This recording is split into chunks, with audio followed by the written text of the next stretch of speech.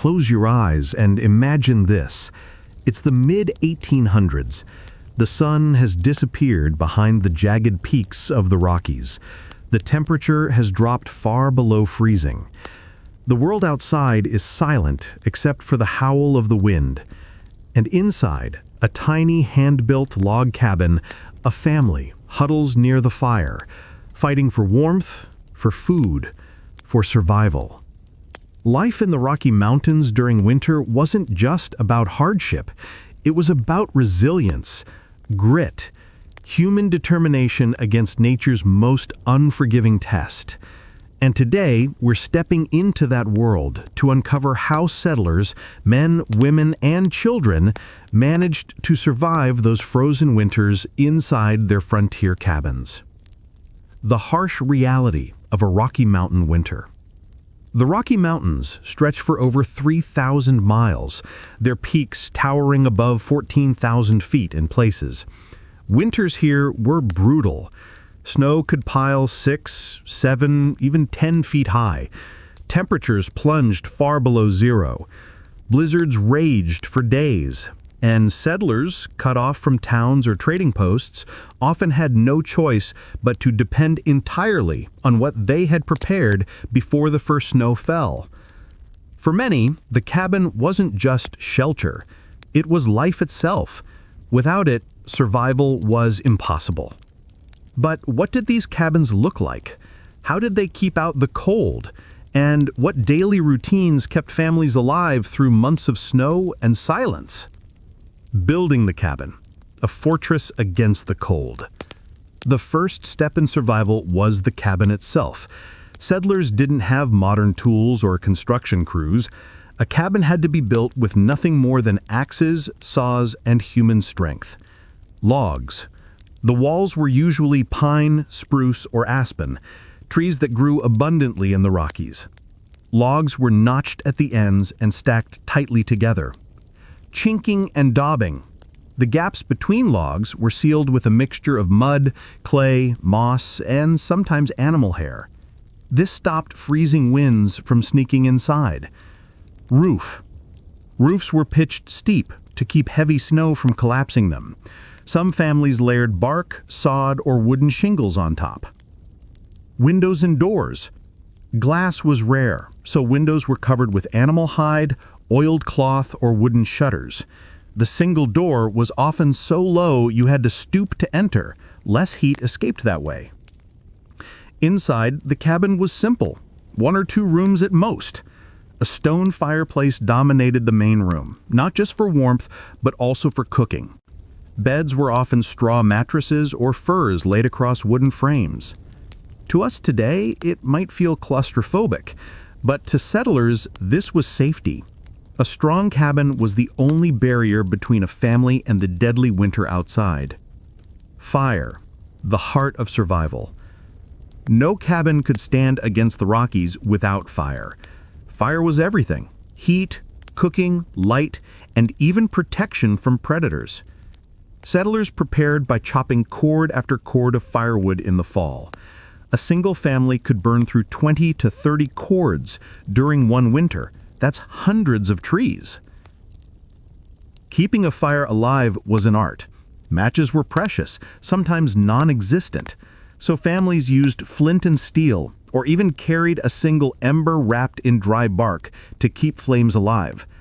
Letting the fire go out in a blizzard could be a death sentence. Children learned early to tend the flames, and mothers often kept a kettle of water simmering over the hearth, not just for food, but to keep the cabin's air from growing too dry. Clothing for survival. Cabins could keep out the wind, but not the cold. Settlers relied on clothing made from wool, fur, and animal hides. Wool blankets and coats insulated even when wet. Deerskin and buffalo hides were turned into moccasins, cloaks, and robes. Layering. Families layered everything they had. Children might sleep wearing mittens and scarves, huddled together for warmth. At night, beds were piled high with furs. Sometimes snow drifted through cracks in the cabin walls and settled across the floor, but as long as the fire burned, survival was possible. Family and community bonds.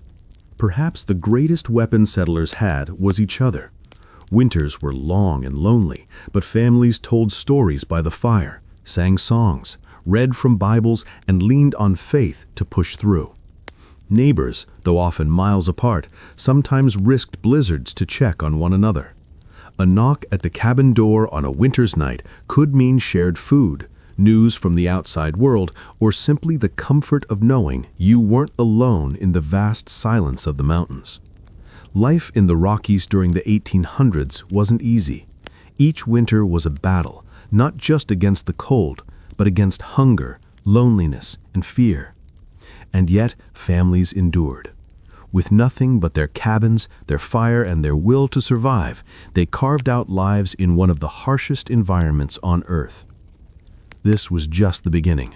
In the next chapter, we'll dive deeper into how settlers hunted, stored, and rationed food through endless months of snow. Because in the Rockies, a single mistake could mean the difference between life and death. Stay with me on this journey. Part 2: Food Storage and Hunting. When the first snows fell in the Rockies, survival became a game of numbers. How many pounds of meat hung in the smokehouse? How many sacks of flour stacked in the corner? How many beans, potatoes, and jars of dried berries were hidden safely in the cellar?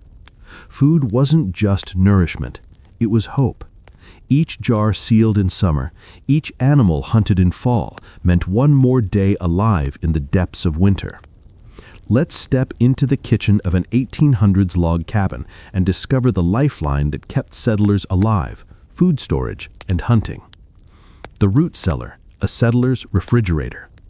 Beneath many cabins lay a hidden chamber, the root cellar. Dug by hand, lined with stone or logs, and cool but frostproof, it preserved what settlers harvested in autumn. Vegetables, potatoes, turnips, carrots, onions, beets, hardy crops that could last months underground. Temperature control. Even when outside temperatures plunged below zero, a well-dug root cellar stayed just above freezing. The earth itself insulated the food. Storage tricks.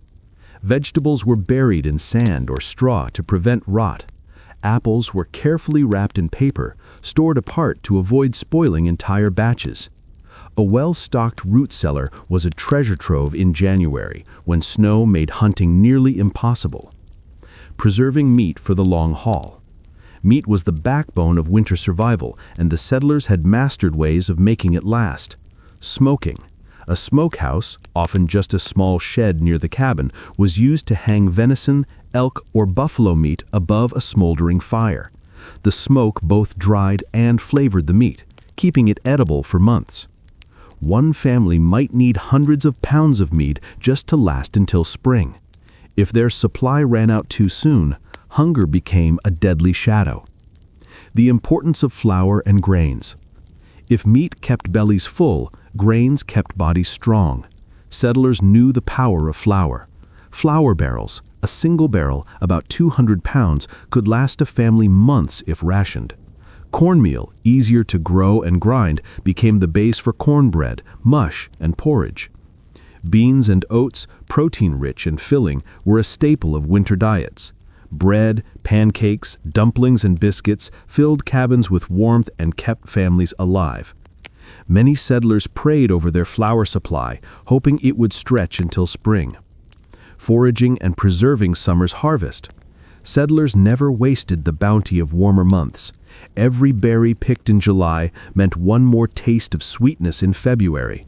Berries, blueberries, choke cherries, and raspberries were dried in the sun or made into preserves. Nuts, walnuts, acorns, and pine nuts provided valuable fat and calories. Every jar sealed in beeswax, every pouch of dried fruit was a silent promise of survival. The hunt, man versus wilderness.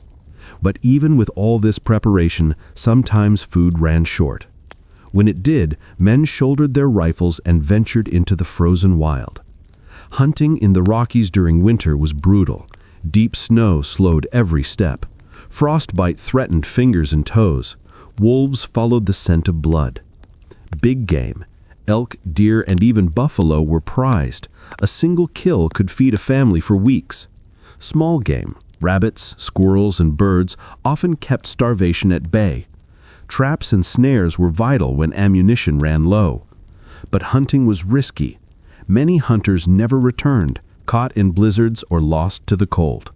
The settlers' winter diet.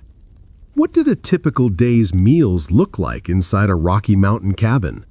Breakfast, cornmeal mush, biscuits, or oatmeal sweetened with molasses or dried berries.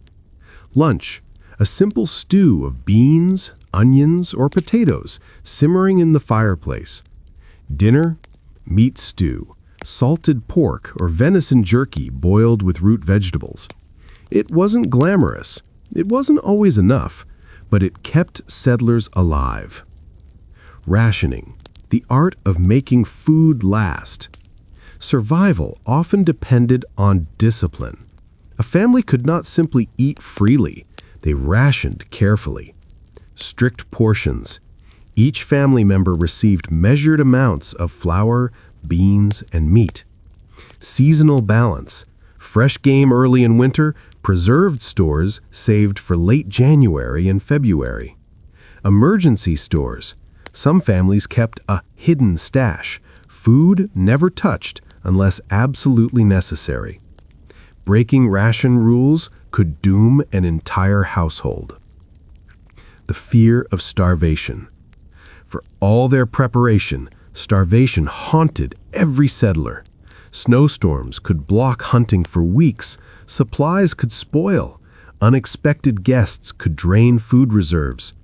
Diaries tell of families boiling leather straps, eating pine bark, or drinking weak broth when cupboards ran bare. Some didn't make it through the long freeze. But for those who endured, each meal eaten in March tasted like victory. Food was survival. Every jar, every strip of jerky, every sack of flour stood between life and death. In the Rockies, settlers didn't just eat, they battled hunger itself. And yet, food was only half the fight. Next, we'll step deeper into the winter struggle, exploring how settlers cut, stored, and burned mountains of firewood to keep their cabins alive with heat. Because without fire, even the strongest family wouldn't last a single night. Stay with me. Part 3. Clothing and firewood. The snow outside is waist deep. The cabin walls creak against the icy wind. Inside, the fire roars, but the cold still seeps through every crack. In the Rockies of the 1800s, warmth was not a luxury. It was survival. Settlers learned that fire and clothing were as important as food. Without them, even the strongest man could freeze before sunrise. So how did they do it? How did pioneers shield themselves from blizzards, and how did they keep firewood burning for months on end? Let's step into their frozen world. Dressing for survival. The Rocky Mountains were unforgiving. A man dressed poorly in January might not live to see February. Clothing wasn't about fashion, it was about endurance. Wool, the single most valuable fabric settlers owned. Wool socks, blankets, and coats provided insulation even when damp. Layering. Families layered whatever they had, shirts over shirts, dresses over petticoats, trousers lined with extra cloth, leather and fur. Deer, elk, bear, and buffalo hides were transformed into moccasins, coats, and mittens. Fur collars and caps held warmth against bitter winds. Homemade clothing. Women often spun yarn into thick socks or patched together scraps of cloth into quilts and winter coats. Nothing was wasted. Children wore hand-me-downs, sometimes far too big, but every layer was one more shield against frost. Native influence on clothing. Many settlers learned survival skills from native tribes who had lived in the Rockies for generations. Moccasins, soft, durable shoes made of deerskin, insulated with fur and grass. Buffalo robes, immense hides used as cloaks or blankets. A buffalo robe could mean the difference between freezing and surviving. Parkas and hoods, fur-lined outerwear that trapped body heat even in blizzards. Some settlers traded with tribes for furs and hides, blending frontier and native traditions into their winter wardrobe. Nighttime cold, sleeping in the cabin. Even with fires burning, cabins grew cold at night. Settlers bundled themselves into quilts and wool blankets, often stacked 3 or 4 high. Fur bedding, bear or buffalo hides layered over straw mattresses. Children sometimes slept in the same bed for warmth. Babies were wrapped in swaddling clothes and tucked close to their mothers. Frost often formed inside cabins. Water buckets froze overnight. Settlers sometimes woke with a thin sheet of snow blown through cracks in the walls. But survival meant enduring it. Firewood, the true lifeline. If clothing was armor, then firewood was ammunition. Without it, no family survived. A cabin's fireplace or wood stove devoured logs daily. To prepare for winter, settlers chopped and stacked 20 to 30 cords of wood. That's hundreds of trees. Chopping and splitting. Axes and mauls split logs into manageable pieces. Stacking. Wood was piled carefully off the ground, covered with bark or hides to keep snow off. Wood types. Pine and spruce burned fast but hot. Aspen burned slower. Hardwoods, though rarer in the Rockies, were prized for long, steady heat. Running out of firewood in February was a nightmare no settler ever wanted to face. Keeping the fire alive. Matches were rare, flint was precious, and kindling was not always easy to find in deep snow. Settlers couldn't afford to let the fire go out. Banking the fire. At night, hot embers were buried under ash to smolder until morning. With a little breath, flames returned. Carrying embers. If fire did go out, settlers carried glowing coals wrapped in bark or moss to restart it. Candles and lanterns. Beeswax candles and oil lamps provided light when firewood was rationed. The hearth wasn't just for warmth, it was the heartbeat of the cabin. Meals, light, comfort, and survival all radiated from its flames. The daily routine of wood gathering. Wood gathering wasn't a one-time task, it was daily labor. Men and boys often spent hours each day hauling logs, even in snowstorms. Women and children collected kindling, pine cones, and small branches. Snowshoes sometimes necessary to drag sleds of wood through deep snow. Even in the worst weather, families braved the cold to feed the fire. A cabin without smoke rising from its chimney was a cabin in danger. The constant threat of exposure. Imagine this. A man chops wood too far from his cabin and a sudden blizzard rolls in. Within minutes, the world disappears in white. Temperatures plummet. He loses his bearings. Many settlers froze in sight of their cabins, only yards away, but blinded by snow. That was the terrifying truth of Rocky Mountain winters. Firewood saved lives, but the hunt for it could also take them. In the Rockies, warmth was everything. Furs and hides, firewood and flames, these were the thin lines that stood between a family and the icy hand of death. But the dangers of winter weren't only in the snow and cold. They lurked in the storms, the animals, and even in the crushing silence of isolation. In our next chapter, we'll step into the darkest side of Rocky Mountain winters, the dangers settlers faced that no fire or blanket could keep away. Stay with me. Part 4. Dangers. Snowstorms, wolves, isolation. The Rocky Mountains were breathtaking, but for settlers trapped inside log cabins in the 1800s, they were also merciless. Survival wasn't only about fire and food. Winter carried threats that no one could fully prepare for. Sudden snowstorms, hungry predators, and the silent killer of loneliness. Tonight we step into the shadows of frontier life, where every knock at the door, every howl outside, and every day of silence could be a matter of life or death. Snowstorms, the White Death. To settlers, snowstorms were not just weather, they were war. Sudden onset, a calm morning could turn deadly in hours. The clear sky would darken, winds would rise, and then snow would fall in sheets so thick you couldn't see your own hands. Buried cabins. Drifts often swallowed cabins, sealing doors shut. Families sometimes tunneled their way out after days of being trapped. Travelers lost. Men caught in storms often froze only a short distance from safety. Some were found still clutching wood bundles just yards from their cabin. Inside, the storm was deafening. Roof beams groaned. Winds howled through every crack. Families sat by the fire, praying the walls would hold and the roof wouldn't collapse. Settlers gave storms grim names: the White Death, the Silent Killer. And for good reason. Wolves, the shadows in the snow. As if snow wasn't enough, settlers shared the Rockies with wolves, predators just as hungry in winter as the humans. Packs in the distance. Families often heard howls circling their cabins at night. Sometimes wolves tested doors and windows, drawn by the scent of meat. Hunting trips carrying fresh kills were at risk. A trail of blood in the snow could draw an entire pack. Livestock losses.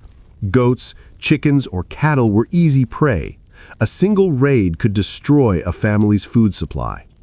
Settlers defended themselves with rifles, traps, and sometimes firebrands waved in the night. But wolves were cunning. Diaries tell of children forbidden to step outside after dark, because in winter, the line between hunter and hunted was razor thin. Other beasts of the cold. Wolves weren't the only danger. Bears. Though most hibernated, a hungry bear awoken in winter was desperate and unpredictable. Mountain lions. Silent, powerful predators that sometimes stalked cabins for days. Coyotes. Lesser predators, but still dangerous to livestock. Settlers lived with the constant awareness that outside their thin cabin walls, nature was always watching. The danger of cold exposure. Cold itself was as dangerous as any beast. Frostbite. Fingers and toes blackened in hours if settlers worked outside unprotected. Hypothermia. Men returning wet from rivers or caught in blizzards often collapsed before reaching safety. Frozen travelers. Some froze upright, their bodies discovered in spring. The Rockies had no mercy for carelessness. Settlers respected the cold like a living enemy. Illness in isolation. Sickness in winter could be a death sentence. No doctors. Cabins were days, sometimes weeks from towns. Common illnesses: pneumonia, influenza, frostbite infections, and malnutrition. Folk remedies: herbs, teas, poultices, and prayers were the only medicine most families had. If a child grew feverish or a mother collapsed coughing, there was often nothing anyone could do. Many graves were dug in frozen ground before spring thawed it. Starvation, the silent terror. Even with preparation, food sometimes ran out. Spoiled supplies, root cellars flooded, flour spoiled, meat turned rotten. Failed hunts, snow too deep for deer, traps empty for weeks. Rationing, families cut meals to one per day. Children went to bed hungry, and parents gave up portions for them. Starvation gnawed slowly. It weakened the body, dulled the mind, and in some cases drove people to desperate measures, eating leather, bark, or anything they could find. Isolation, the loneliest winter. Perhaps the most underestimated enemy of all was isolation. Imagine months without seeing another human face outside your family. Imagine the silence, no news, no letters, no laughter except your own. Mental strain, depression, and hopelessness weighed heavily on settlers. Some journals describe the winter madness, a restless despair that drove people to tears or arguments. Faith as an anchor, many clung to prayer, hymn singing, and Bible reading as their only mental refuge. The first visitor. After months of snow, the knock of a neighbor at the door felt like a miracle. Isolation broke the weak, but also forged incredible resilience in those who endured. The frontier spirit in the face of danger. What's remarkable is not just that settlers faced these dangers, but that many survived them. Preparation. They respected the Rockies. They never underestimated the mountains. Community. Even when miles apart, settlers often risked storms to check on neighbors. Resilience. Each night survived, each morning fire lit was a victory. The dangers were real, but so was the determination. Snowstorms that buried cabins, wolves circling in the night, illness, hunger, and the crushing silence of isolation. This was the reality of Rocky Mountain winters. And yet, families endured. They learned to bend but not break, to find light in darkness, and to cling to faith when nothing else remained. But survival wasn't only about fear and danger. It was also about hope, and about the bonds that kept settlers alive through the coldest nights. In the next chapter, we'll step into the warmth of family and community, and discover how togetherness kept the frontier spirit alive. Stay with me. Part 6. Dangers on the Frontier. Winter in the Rockies was never just about staying warm and fed. It was also about surviving dangers that lurked both inside and outside the cabin walls. Let's step into that world for a moment. Snowstorms and avalanches. Imagine being in a small log cabin, hearing the roar of wind screaming through the mountains. A blizzard in the Rockies wasn't just a snowstorm. It was a force that could bury a cabin under drifts taller than a man. Sometimes families would wake up to find their front door blocked by snow so heavy it took hours to dig out. Avalanches were an even deadlier threat. Whole slopes of snow could break free, thundering down a mountain, flattening trees and swallowing anything in its path. Settlers learned to recognize dangerous slopes and avoided building too close to them, but not everyone was so lucky. Wolves and predators. When game was scarce, wolves prowled closer to settlements. Their howls at night weren't just eerie background noise, they were real warnings. Packs could surround livestock pens, testing weak spots in the fences. For families who relied on a single cow or small flock of goats, a wolf attack could mean starvation. Bears, too, sometimes woke from hibernation early if food was scarce. Settlers kept rifles ready, and children were taught never to wander far, especially in deep winter. Isolation and loneliness. Perhaps the greatest danger wasn't wolves or snow. It was the silence. Imagine weeks without seeing another human outside your family. Roads were impassable. Rivers froze. Letters from the east might not arrive until spring.